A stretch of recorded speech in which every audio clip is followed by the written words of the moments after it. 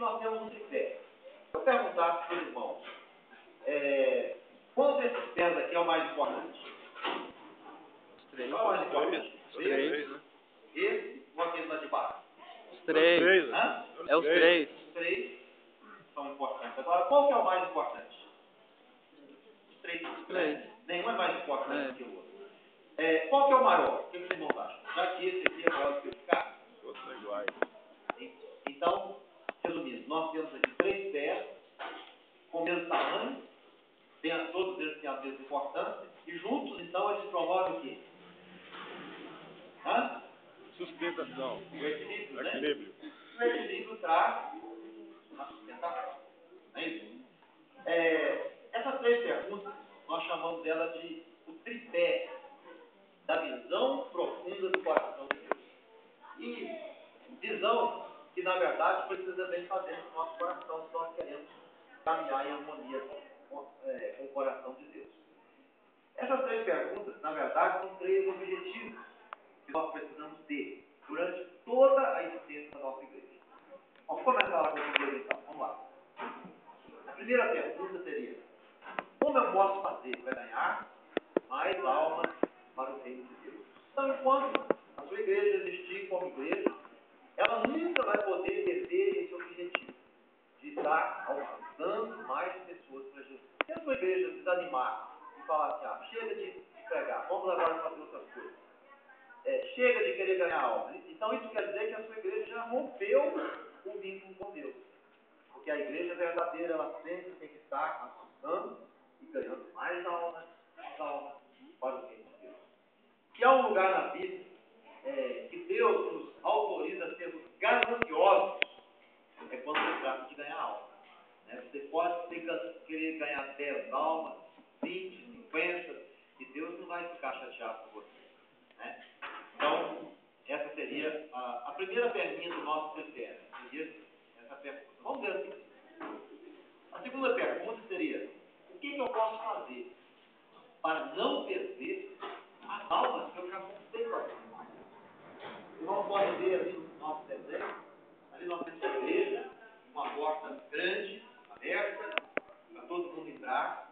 Mas o que realmente destaca nesse desenho, irmãos, o que é?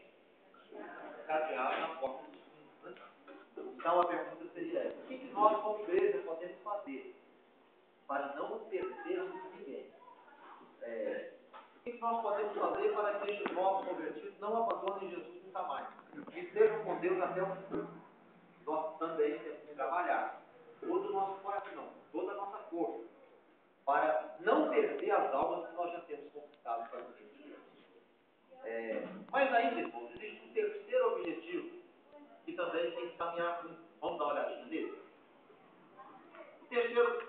A terceira pergunta, então, seria: o que eu posso fazer para reconquistar aqueles que se desviaram? O que nós, como igreja, podemos fazer para trazermos de volta aqueles irmãos que um dia estiveram conosco, mas hoje não estão mais? O que nós podemos fazer? Então, aqui nós temos 3 perguntas. Nós poderíamos transformar essas 3 perguntas em 3 palavras. Né? A primeira seria ganhar. Né? O que podemos fazer para ganhar mais almas? Poderíamos transformar essa pergunta em uma palavra: ganhar. A segunda pergunta seria discipular, porque não se perde quando discipula, né? A segunda pergunta seria discipular. E a terceira pergunta seria reconquistar. Ganhar, discipular, reconquistar. A igreja que trabalha praticando 3 alvos ao mesmo tempo, sem negligenciar a igreja, é a igreja que está caminhando em harmonia com o coração de Deus. Agora, irmãos, qual destes 3 objetivos hoje é menos popular? Ganhar, discipular ou reconquistar? O que os irmãos acham? Reconquistar. Não é verdade? Hoje, mais de 90% das igrejas evangélicas não fazem o trabalho da reconquista. Mais de 90% das igrejas nem se preocupam com aqueles que saíram. E o que prevalece nos nossos dias hoje é uma ideia mais ou menos assim: saímos um Deus a 10 no lugar dele, vamos prosseguir pregando e ganhando alma. Essa é a ideia que prevalece. Agora, para Deus, nós perguntamos qual é o objetivo mais importante na nossa visão, né, humana. Agora, para Deus, o que é mais importante? Ganhar, discipular ou reconquistar? O que é mais importante para Deus? Os três. Hã? Os três. Os três. Vamos voltar para o primeiro. Qual é o maior de todos? Os três. Os três. Então, reconquistar almas é tão importante como ganhar almas. Trazer de volta pessoas que se desviaram e de tal forma que esses irmãos voltem para Deus e voltem à margem de Jesus, voltem a ter intimidade com Deus, é tão importante como ganhar alguém que nunca conheceu Jesus. Tem o mesmo valor, a mesma forma. Agora, por que então que a igreja não pratica o ministério da reconciliação? Por dois motivos básicos. Primeiro, porque a visão da reconquista é uma visão perdida. Com o passar dos anos, das décadas, a igreja perdeu a visão da reconquista. É uma visão de Deus, está na vida, está no coração de Deus, mas a igreja perdeu. É algo que precisa ser restaurado. Em segundo lugar, um outro motivo, porque trabalhar com pessoas desviadas é muito mais difícil do que trabalhar com aquele que não conhece o Evangelho. Você vai pregar para o ímpio, ele ouve a palavra, né, tudo é novidade. Agora você vai pregar para um desviado, ele prega para você, e às vezes ele conhece a Bíblia mais que você. Mas é. Né? Então, e tudo que é trabalhoso, nós temos a tendência de deixar de lado. Né? Então, esse é um motivo, mas é algo que está no coração de Deus e é algo muito importante. Então, nós vamos começar dando primeiro uma olhadinha no histórico da Igreja Evangélica no Brasil. Irmãos, aqui, nós temos a data de 1500. Né? O que aconteceu no Brasil em 1500? Descobrimento. O Brasil foi Descoberto. descoberto, né? E os portugueses, quando chegaram para cá, eles trouxeram para nós o que eles tinham de religião, que era o catolicismo. Veio as frias, vieram as imagens. Aí logo a seguir chegaram também os africanos, que trouxeram também a macumba, o espiritismo.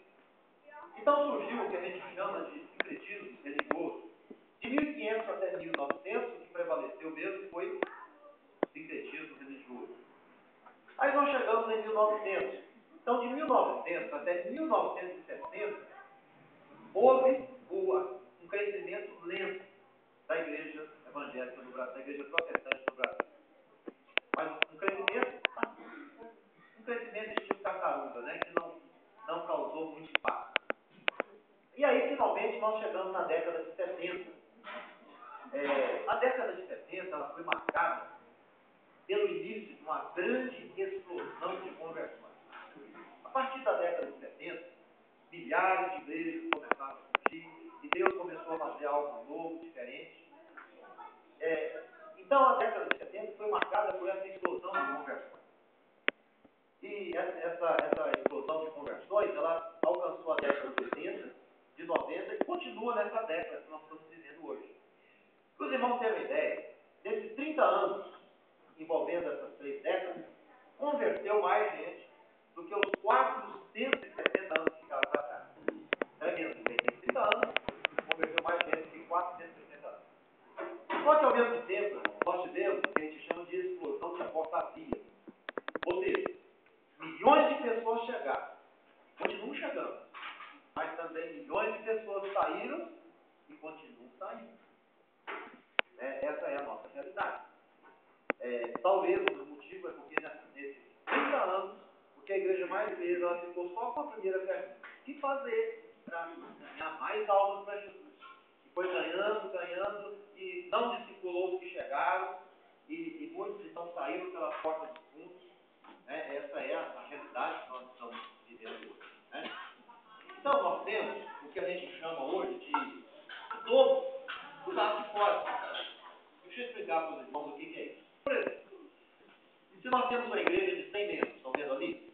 Se essa igreja ela tem mais de 10 anos que ela já existe, então essa igreja tem aproximadamente 200 pessoas que saíram dela. O novo do lado de fora. Se nós temos, por exemplo, uma igreja de 400 membros, ela tem mais de 10 anos que ela já existe, então essa igreja tem aproximadamente 800 pessoas que saíram dela. Essa é a média que nós temos hoje, no modo geral. Se os irmãos quiserem fazer um teste para ver se tudo é verdade, você pode fazer. Você vai escolher 5 pessoas que você nunca viu na sua vida. 5 pessoas. Aqui no bairro mesmo, que vai se aproximar de cada um. E vai falar de Jesus para eles. Sabe o que você vai descobrir? Destes 5, com certeza, 2 ou 3 já foram crentes um dia. Está frequentado na igreja, não é verdade? Irmãos que fazem evangelismo, sabe? Então essa é a realidade que nós estamos tendo hoje.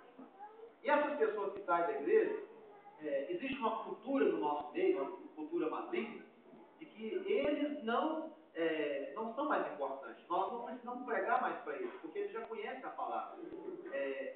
E acabamos então deixando esses irmãos para trás e usando aquela filosofia. Vamos buscar gente nova, vamos deixar esses crentes velhos para trás, vamos buscar gente nova. Então essa é a realidade que nós estamos vivendo hoje. Vamos lá. Por que nós temos o dobro do lado de fora? Né? Um dos motivos é esse. Nós temos muitos obstetras, nós costumamos dizer que a igreja é o hospital de Deus, né? E, ao mesmo tempo, nós temos poucos pediatras. E a consequência disso é o quê? Muita morte, Jesus crianças que nascem e acabam morrendo dentro do próprio hospital e sendo jogados de volta para trás. O pediatra, o obstetra, qual é a função do médico obstetra? Parto, né? Ele leva a criança ao nascimento. Qual é a função do pediatra? Cuidar da criança. Cuidar do pé. Então, o que nós temos hoje, a maioria dos crentes hoje, são pessoas que querem pregar, mas olha, aceita Jesus, recebe Jesus como seu Senhor e Salvador, toma aqui o boletim, pronto. Então, tem muita gente que está disposta a levar o pecador ao nascimento, a nascer de novo. Mas temos pouca gente que quer fazer o papel do pediatra, que é acompanhar o novo convertido, ensinar para ele a palavra, acompanhá-lo nos seus primeiros passos, né? Então a gente acaba tendo muita gente que converte, mas que morre dentro da nossa própria igreja, porque não tem um acompanhamento. Vamos lá. Vamos dar uma olhadinha nesse desenho aqui. Olha bem, todo mundo pode ver o desenho? Vamos olhar o que da tela, que é maior, é mais interessante. A apostila depois você pode até conferir na sua casa quando você voltar para cá. Aqui, irmãos, olha bem, aqui nós temos uma caixa d'água. Estão vendo a caixa d'água? Aqui nós temos também uma torneira aberta, muita água caindo, a caixa d'água está cheia. Só que tem um detalhe, existe um buraco na caixa d'água, tá vendo? Uma rachadura. A água entra, fica aqui por um certo tempo, depois acaba perdendo. Quantos de vocês gostariam de ter uma caixa d'água furada dessa lá na sua casa? Quem gostaria? Hã? Ninguém? Por quê? Por que os irmãos não gostariam de ter uma caixa d'água dessa? Prejuízo. Hã? E a conta alta? Prejuízo. Irmão, sempre quando eu faço essa pergunta, em questão de segundo, alguém fala, prejuízo. Exatamente. Já pensou? Por exemplo, chegar ao final do mês, aquela conta de água, aí você olha, R$1.000 para você pagar. O que você faria? Você seria aquela pessoa que falaria assim, ó, R$1.000, você quer saber uma coisa, eu estou ganhando R$10.000, então vamos continuar pagando essa conta. Tem muito vizinho meu aí que também tem caixa d'água furada. Então vamos tocar desse jeito mesmo. Você faria isso? Por que os irmãos não fariam isso? Agora, se você ganhasse R$50.000 por mês, você faria isso? Não. Por que, irmão? Que ninguém aceitaria o prejuízo? Simples. Porque é prejuízo ter prejuízo, né? Não concorda comigo? É prejuízo ter prejuízo. Qualquer lugar na parte da terra, em qualquer país, se você for lá no Índia, você vai falar que é prejuízo ter prejuízo. Se você for lá no Japão, tá certo, é prejuízo ter prejuízo. Ninguém quer ter prejuízo. Não é isso? Agora, irmãos, vamos dar uma olhadinha no nosso desenho. Essa caixa d'água, vamos continuar falando um pouquinho. Ela parece com o quê? Essa caixa d'água? Igreja. Uma igreja. Essa água água que está caindo, irmãos, seria o que essa água? São almas. Almas. Né? Vidas que Deus está enviando até as nossas igrejas. Pessoas que chegam, estão vendo? Pessoas chegando ali, está vendo? Ficam conosco, congregam conosco por um certo tempo. Aí depois disso, por algum motivo, eles acabam saindo pelas portas dos fundos, se desviando, se perdendo, e muitos morrem e vão para o inferno. Mas a igreja continua cheia, por quê? Porque mais almas vão chegando. Acaba sendo, assim, alguma coisa mais ou menos como uma rodoviária, né, irmão? Você for na rodoviária, a rodoviária está cheia. Aquela rodoviária lá do centro de Belo Horizonte, aquelas cadeirinhas vermelhas, sempre vai encontrar muita gente ali. Mas se você voltar no outro dia, aquelas que estavam lá hoje não estão mais, porque já foram embora. Mas as cadeirinhas vão continuar cheias, porque outros chegaram. E se você for no outro dia, vai continuar cheio ainda, mas aqueles que estavam lá não estarão mais, porque já foram embora também. Irmãos, a igreja corre o risco de ser uma grande rodoviária. E quando terminar a história dessa igreja, pode ser que ela perdeu mais do que ela ganhou mais. Esse é o nosso grande problema. Né? Então aqui, nós temos almas que chegam, ficam conosco e que saem. Sabe o que o diabo quer nos convencer, irmãos? Uma grande mentira que o diabo tem falado para a igreja. E mais de 90% da igreja já acredita nessa mentira que o diabo tem falado. Sabe qual que é a grande mentira? Vamos dar uma olhadinha aqui, ó. Vocês não podem ler para mim, bem alto. Satanás quer nos convencer, vendo mal dentro do prejuízo de alma, e nós não temos nenhuma responsabilidade para executar aqueles que precisam. Vamos lá, mais uma vez, todo mundo lendo. Satanás quer nos convencer, vendo mal dentro do prejuízo de alma, e nós não temos nenhuma responsabilidade para executar aqueles que precisam. Volta lá, Zé. Irmãos, quais são os critérios que se usa hoje para medir o sucesso na igreja? Para avaliar uma igreja e dizer que ela é um sucesso ou não? Quais são os critérios? Números? Isso. Tem mais um. Finanças, né? Por exemplo, a minha igreja, um ano atrás, ela tinha 100 membros. Agora ela já tem 200 membros. Nossa, a minha igreja é o maior exemplo desse bairro. Né? Números. O outro critério. A minha igreja, um ano atrás, ela tinha uma entrada de 10 mil reais. Agora nós estamos chegando em 20 mil reais. Pronto. O pastor dessa igreja está com seu emprego garantido. Quem é que vai tirar esse pastor do seu emprego? Né? Números e dinheiro. Esses são os critérios que usa hoje para avaliar se uma igreja está indo bem ou não. Agora eu pergunto, irmão, será que Deus também usa esses mesmos critérios? O que irmãos acham? Não. Claro, Deus quer que a nossa igreja cresça em números, com certeza. Quanto mais gente aceitar Jesus, quanto mais a igreja estiver cheia, claro que está sendo bom, e Deus se agrada, sim, das pessoas que estão chegando. E se a igreja está crescendo financeiramente, também é uma bênção, porque tendo uma boa finança, nós vamos poder enviar missionários, vamos poder fazer a obra, e não existe nada de errado em números de pessoas, e não existe nada de errado na prosperidade da igreja. Agora, irmão, Deus, ele não fica só nisso. Porque Deus ele não vê só números, ele não vê só dinheiro, ele vê vida. Amém? Pessoas, e cada pessoa tem um valor individual. Está entendendo, irmão? Nós não podemos olhar só para os números, nós temos que olhar para cada vida que está chegando. E quando nós temos essa mentalidade, quando a gente olha só para os números, então, irmãos, nós temos a tendência de pensar que estes que saíram não tem importância de sair. E aí, então, o que o diabo tem feito? Eu estou falando para vocês sobre uma revelação que Deus está trazendo para vocês hoje. Amém. O diabo, então, ele tem procurado introduzir no nosso meio. Pode apertar, irmãos. E é normal ter prejuízo de alma. algo mais ou menos assim, a igreja é assim mesmo. Sai um, Deus manda outro. É normal ter prejuízo de alma. E esses que saíram, nós não temos responsabilidade nenhuma com eles. Se eles quiserem ir para o inferno, vão. Nós até falamos assim, a salvação é individual. Né? Se ele saiu, o problema é dele. O importante é que eu estou indo para o céu. Isso é o que o diabo tem procurado nos convencer. Por isso, o ministério da reconciliação não tem sido praticado.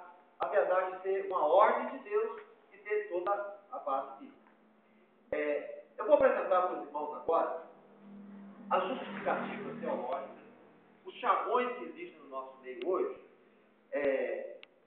que nos levam a pensar que é normal ter prejuízo de alma e que nós não temos nenhuma responsabilidade com esse que sai.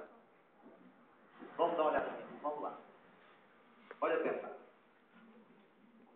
Então aqui, irmãos, nós temos uma cadeira. Qual é o nome dessa cadeira? Cadeira da indiferença. Satanás quer que você fique sentado na cadeira da indiferença. E agora, quais são os argumentos que existem no nosso meio hoje que nos levam a pensar que nós não precisamos buscar os que saíram? Cada pé dessa cadeira representa um argumento. Por exemplo, saiu porque não era dos nossos. Quem já ouviu pessoas dizendo isso?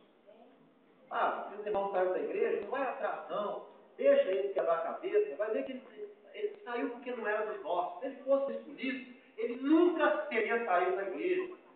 Você já ouviu isso? Outro argumento ali, ó. Eu perdi um, mas eu vou ganhar 10. Você já ouviu isso? Quem já ouviu? Olha aí. Será, irmão, que se você conseguir ganhar 10 pessoas, Deus vai te dar o direito de abandonar uma alma e deixar ela para o inferno? Não. Ganhar almas, irmão, não nos dá o direito de perder outras almas. Você pode ganhar 10, 20, até 100 almas para Jesus. Mas nunca você vai poder chegar diante de Deus e falar assim: Senhor, eu ganhei 100 almas. Então aquele irmão ali que desviou, eu vou deixar ele para o inferno. Porque a minha contabilidade, eu não estou no vermelho com o Senhor, então eu já ganhei 100 almas. Agora, Deus, deixa eu dar um descanso e eu vou deixar ele para o inferno. Porque eu já ganhei 100 almas. Então você pode negociar com Deus fazendo isso? Não. Por exemplo, digamos que você seja um pai de família. Aí você tem 5 filhos. Aí um desses filhos seu fica gravemente doente. Está lá entre a vida e a morte. Agora você tem que gastar dinheiro, você tem que levar ele para o médico, ele está lá doente. Será que você chegaria perto desse filho doente? Eu falaria assim: ó, você quer fazer uma coisa? Deixa eu morrer. Eu tenho mais 4 filhos. Deixa eu morrer. Eu sou novo ainda, eu vou gerar mais 5 filhos no lugar dele. E a família vai aumentar, vai crescer. Deixa eu morrer. Você faria isso com o filho seu? Não. Não. Por que nós fazemos isso com os filhos de Deus? Com os filhos na fé que Deus dá para a gente? Saiu um, Deus manda 10 no lugar dele, não ficou com ele não. Teve uma vez que eu vi um crente falando assim: igreja, deixa o nosso biscoito, saiu, Deus manda 8. Deus está mandando mais. Será, irmão, que essa é a mentalidade de Deus?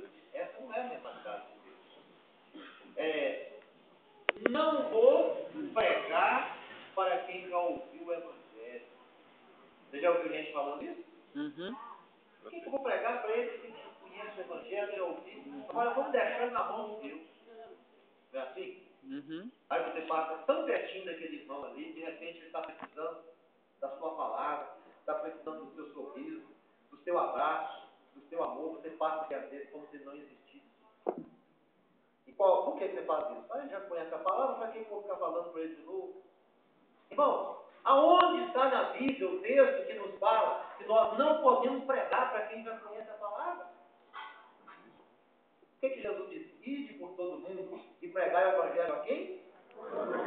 A toda criatura. Será que o desviado deixa de ser criatura? Continua sendo uma criatura. Né?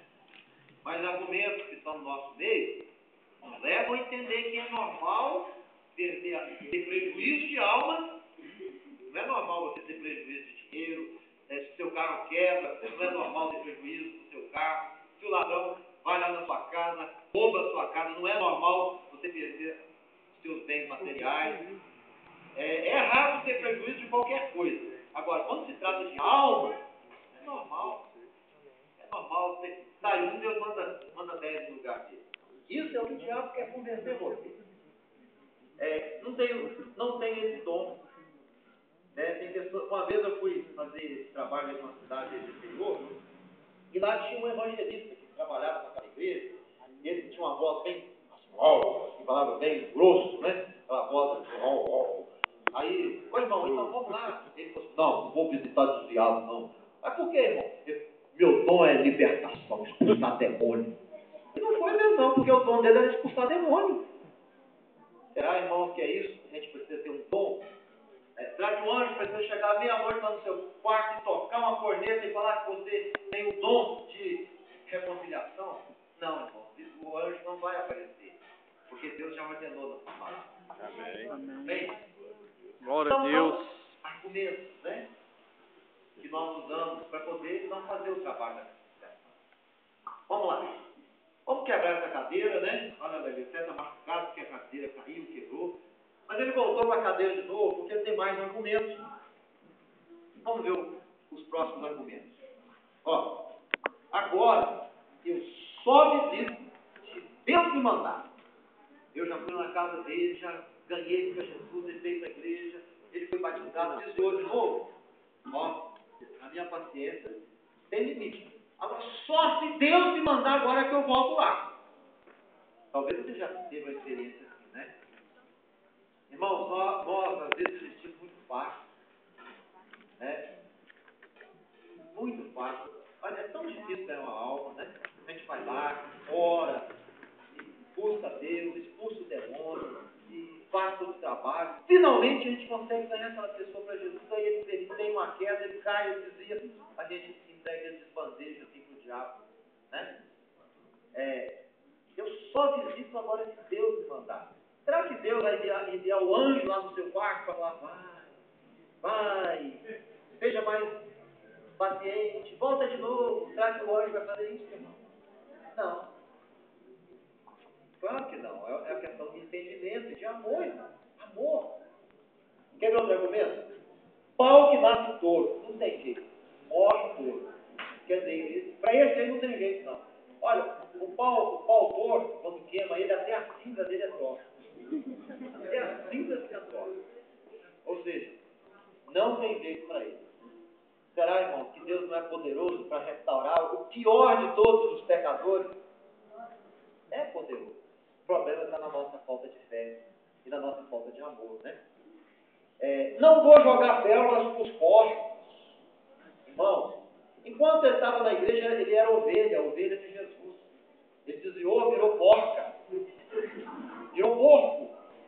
E às vezes vira cachorro também, né? Ele como cão, que vomitou, e aí foi lá e comeu o vômito de novo. Você é o cachorro. Esse é o tipo de evangelismo